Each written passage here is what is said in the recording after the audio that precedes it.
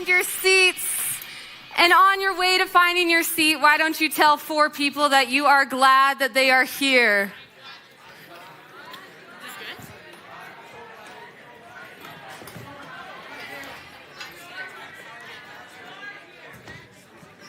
I'm glad you're here. I'm glad you're here. Hope, I'm glad you're here. Hey, is Jared in the room tonight? Is Will in the room tonight? Is Aiden in the room tonight? Oh no. Will's at his girlfriend's house. Oh, well, tonight's gonna be fun. Sorry, I just deleted a paragraph. That's fun. Hey, we're going on a field trip.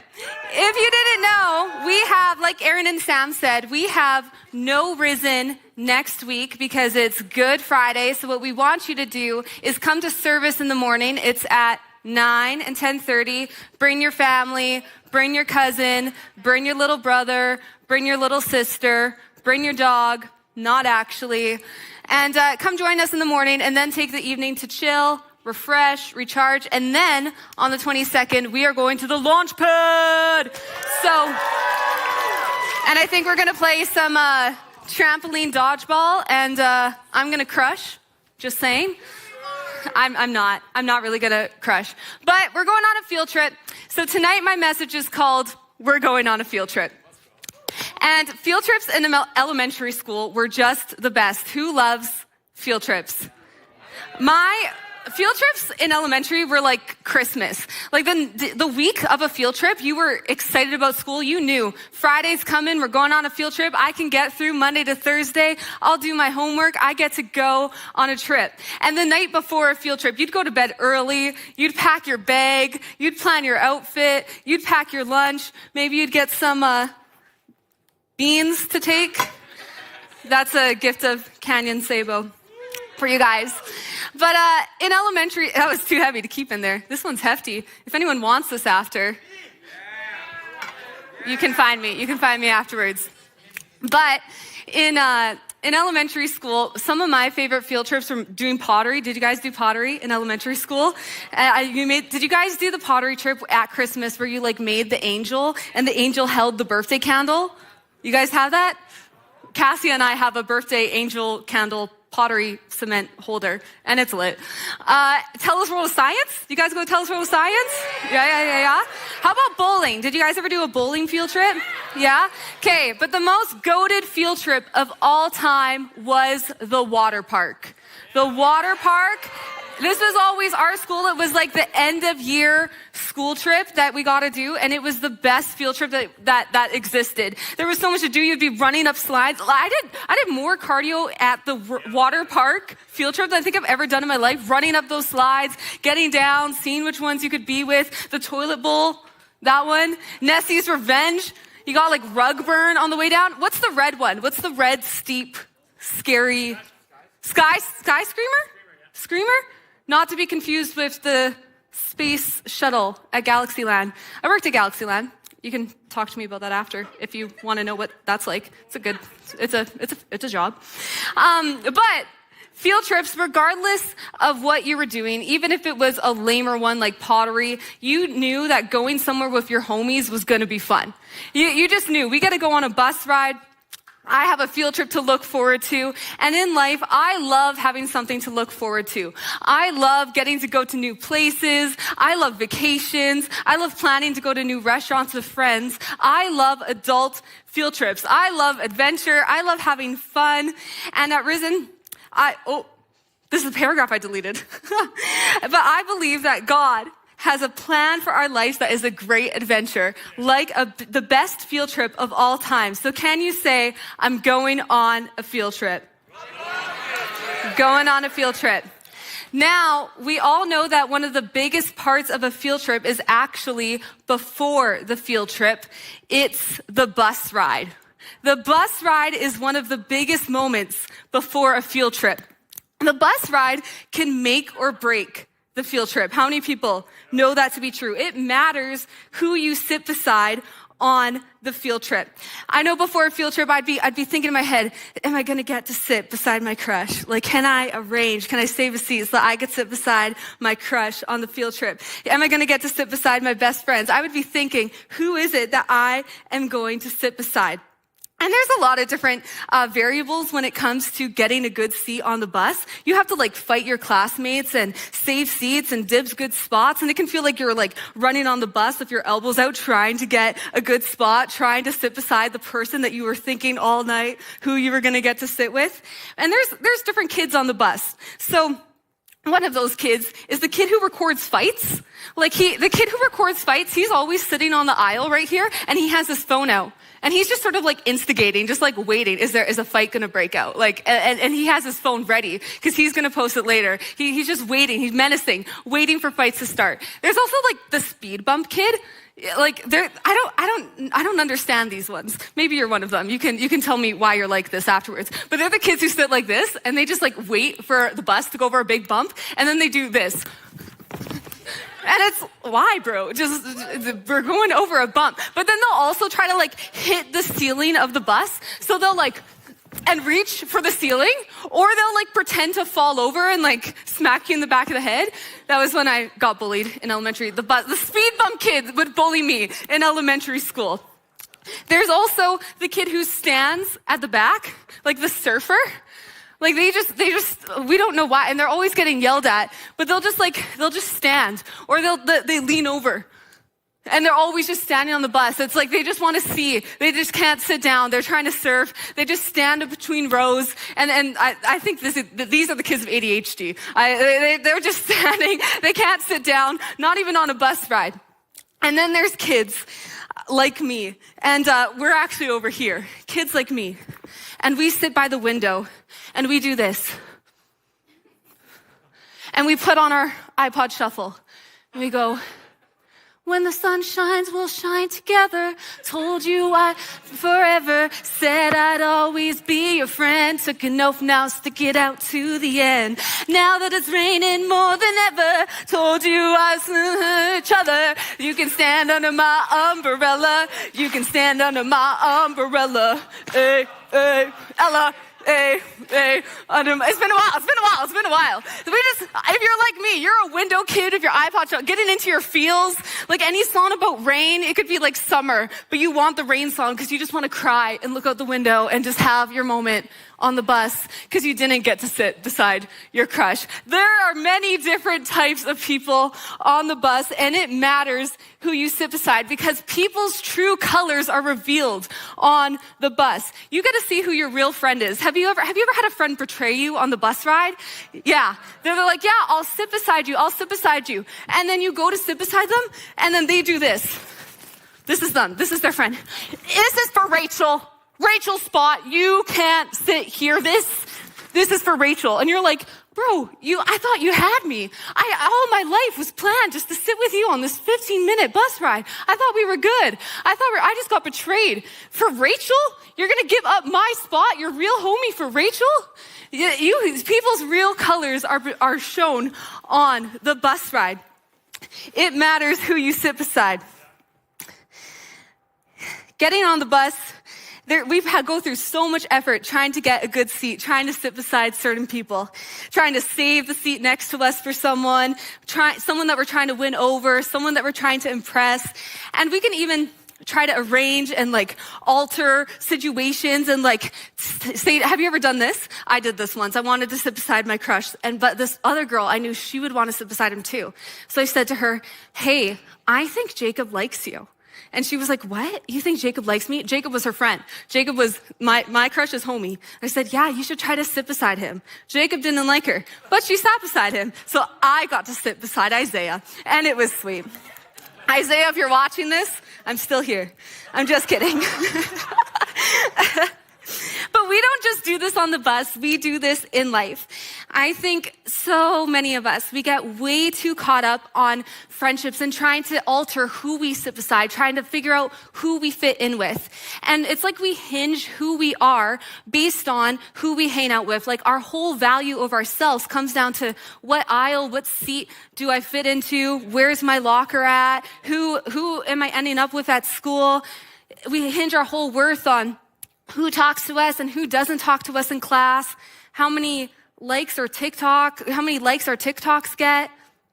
And we do things like we try to impress people with our outfits, dress certain ways, listen to different music just to fit in with certain groups of people. We put on different faces and we act different just trying to win over people who won't even be in our lives a year from now. We got to stop focusing on where we fit in, where we'll be seated, and who we got to be to get a certain seat, because we aren't people who are unsure of where we fit. We don't have to be people who wonder where our place is, because our seat is with God. God has already taken care of our seat. It's with Him. Our value and our worth doesn't come from who does and who doesn't like us. It doesn't come from social media. It doesn't come from our outfits. It doesn't come from how well we do in school, how well we do in dance, how well we do in sports, or how good we are at music. Our value comes from being His child. Our value comes from belonging to Him. In Ephesians 2, it says, God raised us up with Him and He seated us with Him in heavenly places. God has a seat for you. God has your back. He's a good homie. He's considered you. He has a seat planned out for you. He's not going to be someone who betrays you and says, I got a seat and gives it up for someone else. He has a seat with your name on it. He wants to do life with you and sit with you. He's got you.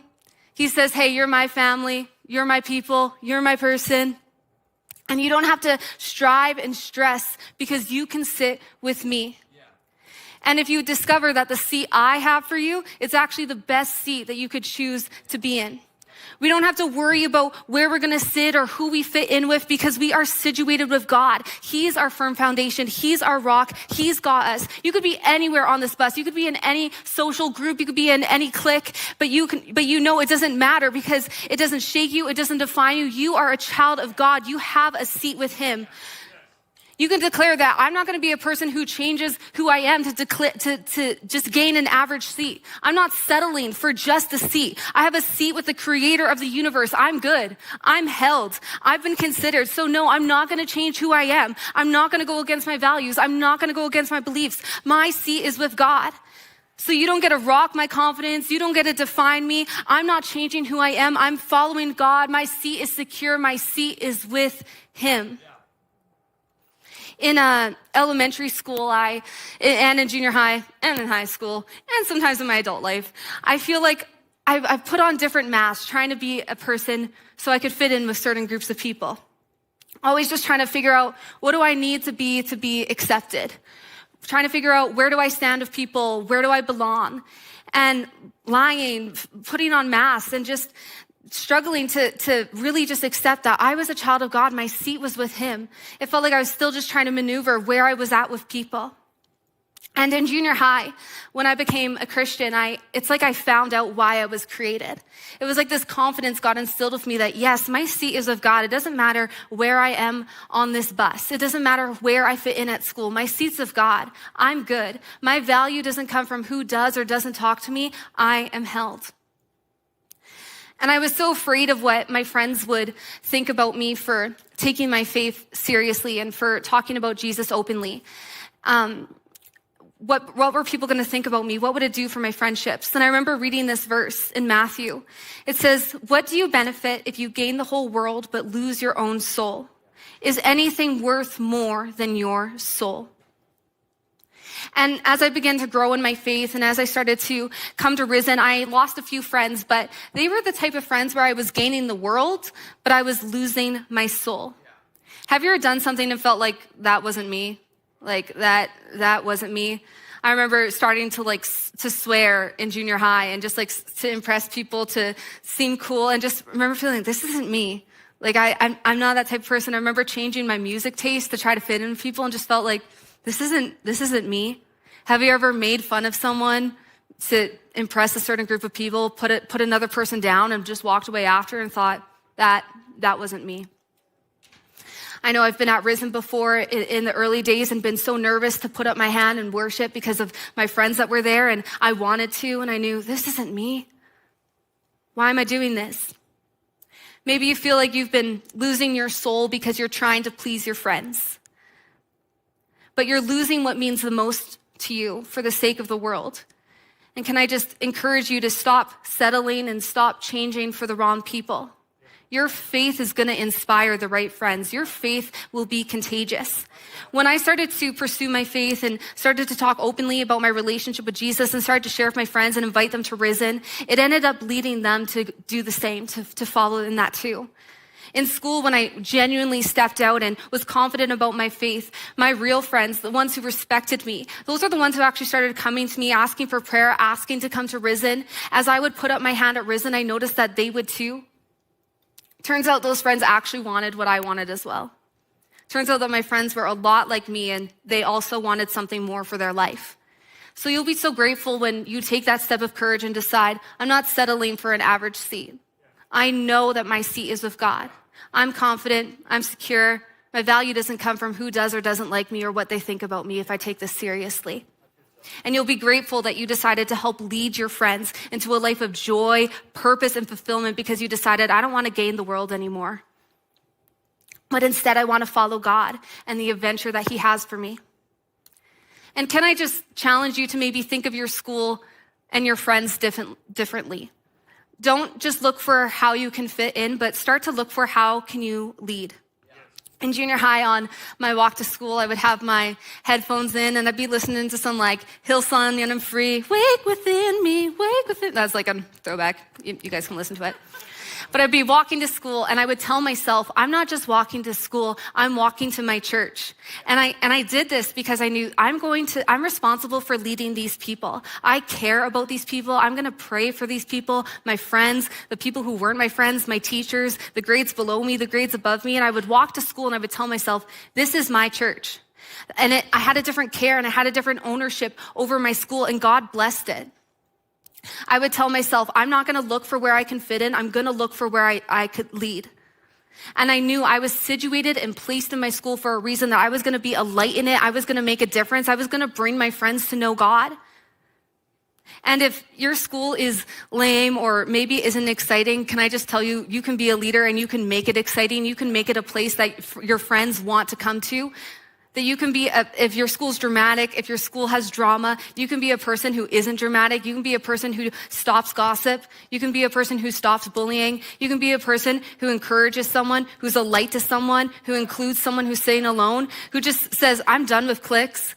I'm done with drama. I'm done with gossiping. Instead, I'm going to be a person who reflects Jesus and makes a difference and changes my school. When a teacher's having a rough day, I'm not going to sass them. Instead, I'm going to pray for them. And after class, I'm going to tell them, thank you. I appreciate you. If a friend's down, I'm going to allow myself to be inconvenienced and sit with them, follow up and see what's wrong, see how I can help them, see if I need to pray with them. You can lead your friends. Don't just look for where you can fit in or who you need to become to fit in. Instead, look for how can you lead? How can you actually be different? The world needs kids in their schools, Christians in their schools who are going to decide, I'm going to reflect Jesus. I'm going to be his hands and his feet. And you can be the first Jesus that someone meets by your behavior, by your actions. And in 1 Timothy 4, it says, don't let anyone look down on you because you're young, but set an example in your speech, in your conduct, in your love, in your purity. You can be an example in your school of what it looks like to follow God, to have a seat with him and not be ashamed of it. So RIZN, can you say, I'm going on a field trip? And I'm seated with God. And I'm going to listen to my teacher. When you go on a field trip, your teacher wants one thing from you. They want you to listen to them. Now, thankfully, God's voice is different than our teachers. God doesn't have the tone of our teachers. When we hear our teachers say, you have to listen to me or you better follow the rules, we might hear something like, you better follow the rules, you better listen to me or else I'm going to send you outside, you're going to be kicked out of this class, you're going to get suspended. And we can hear it in this tone that's just like, ugh. But God is a good teacher. God doesn't have a bad tone or a mean voice. He's not looking to get you in trouble. In Psalm 32, it says, I will instruct you and I will teach you in the way you should go. I will counsel you with my eye upon you. God is a teacher who empowers you. He's a teacher who does life with you. He's a teacher who loves to be with you. Do you guys have a favorite teacher? Do you have a teacher that you like genuinely love hanging out with? What's their name? Tell me their name. Oh, yeah, that one. I love that one too. They're like the lunch teacher, right? They're the teacher who like you would go and say hello to in the morning, and at lunch you like go to their classroom to hang out with them. Those are the good teachers, the lunchroom teachers. My favorite teacher was in grade 6, 8, 9, not grade 7, because I wasn't there. Anyways, but my favorite teacher was Miss Troniak. And Aaron, you had Miss Troniak? She's a goat. And I loved seeing Miss Troniak. I would look forward to getting to say hello to her in the mornings. I would love catching up with her. I loved hearing her stories. I would sit with her at lunch. I would fill her in on all the tea. She would tell me about her life. And I didn't mind listening to what Miss Troniak told me to do because I knew that she cared about me. And that's the same as it is with God. When God teaches us and we listen to him, following what he says, allowing us to lead him, but it's because we have a relationship with him where we know he cares about us. He's like a good teacher who doesn't have a mean voice, but instead that we look forward to spending time with. So when they tell us something to do or they give us advice, they counsel us in the way that we should go, we listen because we know that they care about us. They know that they have the best interest for us. If you've never had a good experience of authority or of a leader or a teacher, this might seem like no way. Like I've trusted leaders, I've trusted teachers before, and teachers just always end up disrespecting me. But God is not a bad leader. He's a teacher whose rules are good and they aren't there to frustrate you. They're not there to make your day difficult or to make you feel bad or make you feel unworthy. They're there because he loves you and he wants the best for you and he knows what the best play for your life is going to be. In Psalm 32, verse 8, it says, the Lord says, I will guide you along the best pathway for your life. I will advise you and I will watch over you. God's plans for you are to lead you along the best pathway for your life, not to inconvenience you, not to hang you up, not to take away fun, but the best pathway for you. Maybe it's not that you've had a struggle with a bad teacher or anything like that. Maybe it's just you feel like you don't want to listen to God because you don't know if you can. That you've tried before, but you just continue to mess up, and you've tried to follow Christianity, you've tried to follow God, but you just don't think you could do that, hold to the standard. I remember coming to RIZN for the first time in grade 7 and feeling like, I don't know if I'll ever be able to live the way that they're telling me to live. I want to. I've tried to follow God. I've tried this thing, but I always end up right back where I started. I always end up lying. I always end up watching porn again. I always end up gossiping about my friends. I always end up messing up again. And I thought, I can't follow God. I can't do this. But God was never asking perfection of me. He was asking me just to never give up in pursuing him. He was just asking that I'd spend time with him and that I would just keep coming back to him, that I would just get to know him. Because he was always going to be with me. He was a good teacher who was going to guide me along the best pathways for my life. On a field trip, you also need something else. It's like the one thing that's required of you to do before you get to come on the field trip. You have to do what? Sign a permission slip. It's like the only thing that's required of you. When a field trip's coming up, your teacher, has anyone ever not signed a permission slip? Did you ever not get to go on the trip because of it? Anyone ever had that? And then you have to spend the day at school because you didn't get your permission slip signed. And you watch the bus leave. You watch your homie with your crush on the bus in the window. They're waving at you and you gotta go with the secretary and a whole bunch of papers or something. It's the worst. It's the worst. Thank you for that bag, Julianne. You need a permission slip to come on the trip. You gotta get it signed. It's saying, I'm gonna come. I'm really, really gonna show up. I'm gonna be there on time. I'll pay whatever it takes. I'm gonna come. In the Bible, there's a story called The Rich Young Ruler. Sounds pretty cool. If that was your title, if that's how you got introduced, Rich Young Ruler. The man was like Jack Harlow or Harry Styles. Or like Jeff Bezos, you're right. He was rich, he was young, he was a ruler, he was wealthy. This guy had a lot going for him. And even morally, he lived a pretty good life. He was a good guy, but he didn't have everything. So he comes to Jesus and he asks, how do I have eternal life? How do I have this life that you've been talking about? I have money, I have power, I have status, yet I still want more. He knew that there was just something that he was lacking. He was keeping the commandments, he had it all, but he just didn't have it yet. And this is a side note because you can be following all the rules of Christianity and you still might not be experiencing life to the fullest, because Christianity isn't just about not breaking the rules. Christianity is about following Jesus and living for more than what's on this earth. It's about following God with all of your heart, soul, mind, and strength. It's about your treasure being in heaven, living for things beyond this world, things that don't fade away.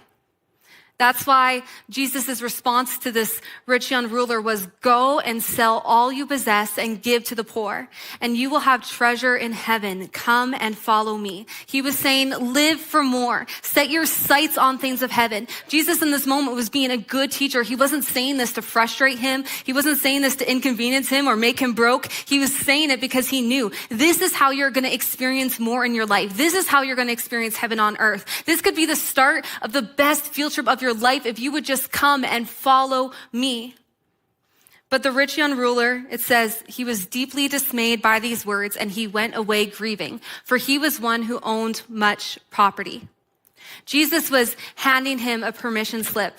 He was inviting him on the adventure of a lifetime. He was saying, follow me. You'll have treasure in heaven. You feel like you've been missing something. You feel like you've been lacking. But if you sign this slip, if you say, yeah, I'm coming. Yeah, I'm going to be there. If you sign up for the life that I'm offering, if you walk how I walk, watch how I live, stay with me, you'll find your life. You'll be living for more. In Luke 17, verse 33, it says, if you cling to your life, you will lose it. But if you let your life go, you will save it. And I think a lot of us have an unsigned permission slip. We're clinging to our lives. We're actually being offered something more, something full, something that's satisfied. Offered to go on the greatest field trip of all time, a life of walking with God. A life that once we accept, we start to see more clearly. What was gray becomes colored. Where we were blind, we begin to see. Broken things made whole in our lives. And instead, a life that was confused, a life that was trying to fit in, a life that was trying to stress about where we stand, instead becomes a life that has purpose and clarity to it, because we're living for more than ourselves. We're leading knowing that God is with us and working through us and making all things new. When we let go of our life, we end up finding it. It's counterintuitive, but God is a good teacher. He's saying, trust me. This is the way. I think a lot of us are looking at this permission slip, looking at the offer that God has and thinking to ourselves, is it going to be fun? Do I really want to go? Are my friends going to come with me? Will I be alone? Will I be safe?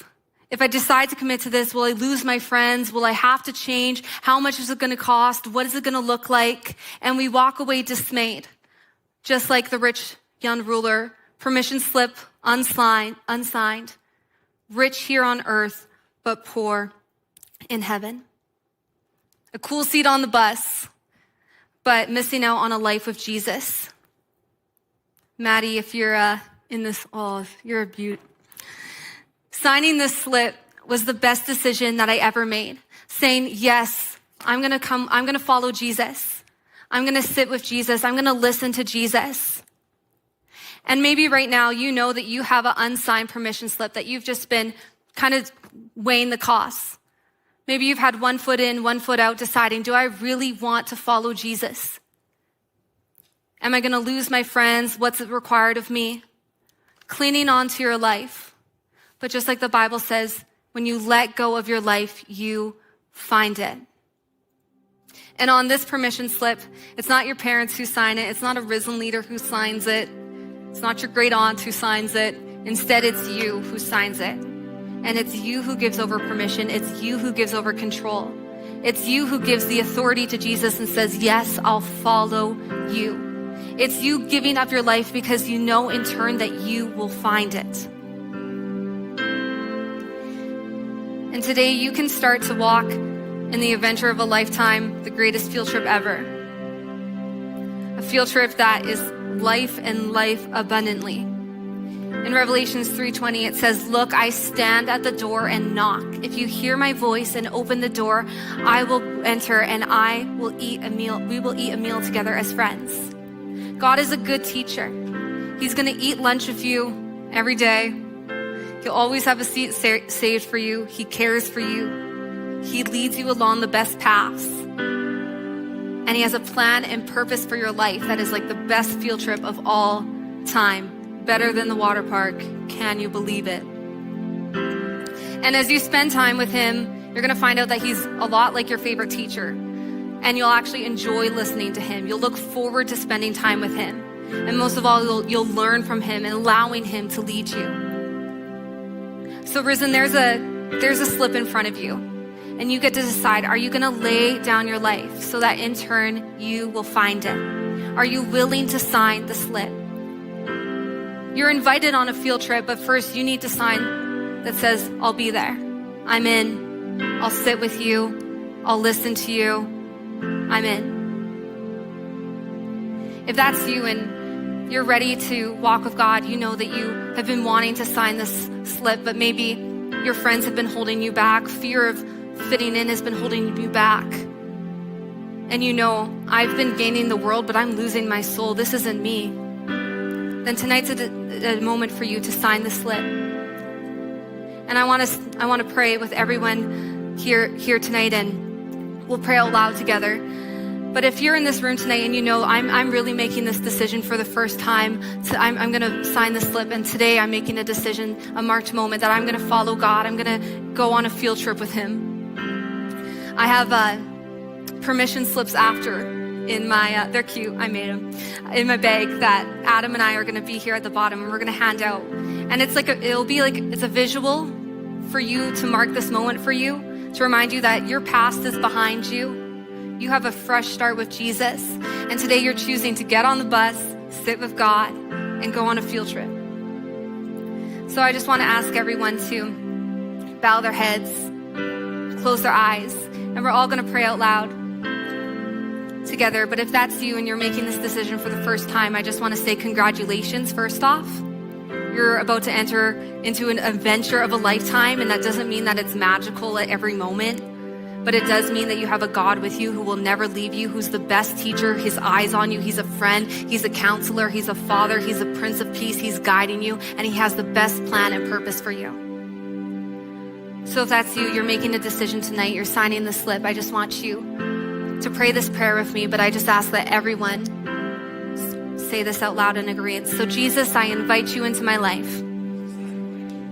Forgive me of my past mistakes. I confess you as my Savior and my Lord. Today I'm deciding to sign the slip. I give you permission to come into my life.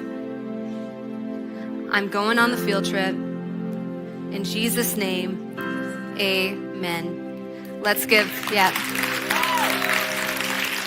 Awesome. What a great message. And hey, if there was something that spoke to you in this message, like Sophie said, or if you were that one to make that decision, I think Sophie and Adam will be here to have those forms for you to sign. But another thing that you can do is you can text a number, which we will have on the side screens right here, 587-803-3022. That should come up. If not, come talk to a leader after and we will get you that number. But what we'll do there is we want to connect with you throughout the week. We want to connect with you and say, like, did you make this decision, and help support you in how you go from there. And we also want to help you get into YCGs, which are Youth Connect groups that we run here at Celebration, because we want to know you and connect with you and hang out with you guys. But we're not done for tonight. We have an after party planned out in the dome. We have, what a throwback, SpongeBob going on in the loft. So if you want to chill, you can hang out there. And then Extreme Duck Duck Goose in the gym, okay? This sounds intense. So catch me there. That's it from us, RIZN. Have a good week. You just put your trust in Jesus and then start to sing along. 'Cause just as you are, you're welcome. There's no part you have to play. It doesn't need to be impressive, couldn't do that anyway. 'Cause when it gets too complicated, the melody will fade. But if you take the time to listen, you can hear heaven's refrain.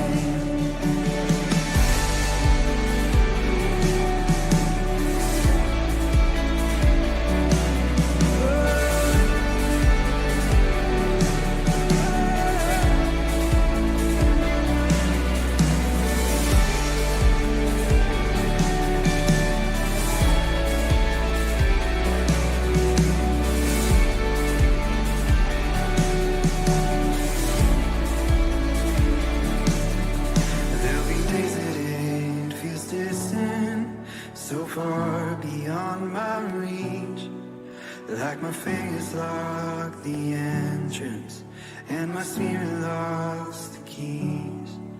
But